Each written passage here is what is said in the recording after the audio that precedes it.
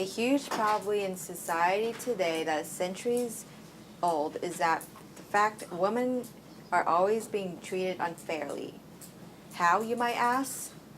Well, the problem today is that there's a pay gap between men and women, in that your religion, race, or athletics could make it worse. And that there is also limitations to girls' education that also affects your job and your wages. It is not because women take part-time jobs or they work less or they take lower wages jobs. It is because of the unfairness in society we have today.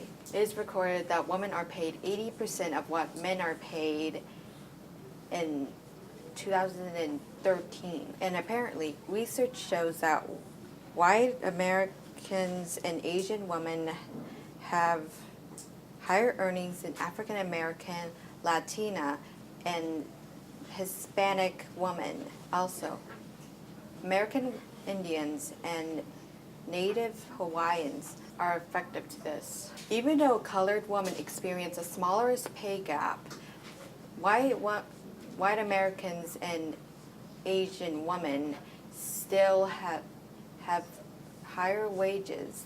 And also, education does not fix their pay gap.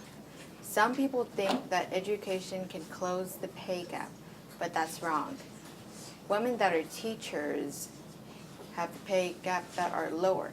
But when women of higher education have higher earnings, but they also have bigger gaps to compare. And also, the place where you live, work, and are born also have different statistics.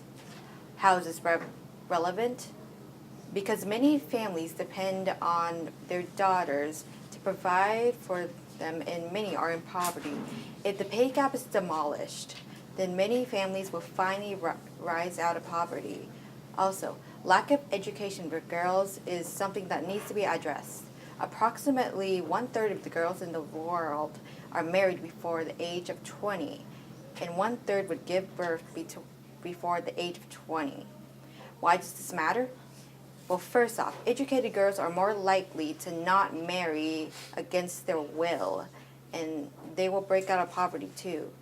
Girls that have education are more immune to diseases like AIDS and HIVs, and will earn more money in life. Females also get judged by their appearance, how they dress, and how they behave, and they are also treated differently in the workplace. For example, a few weeks ago, I heard about a case where a woman and a man switched their emails for a week. The man got treated horribly by his clients, while the woman said that was her most productive week, because simply people just don't trust women for some reason, and that needs to stop. And how? You can raise money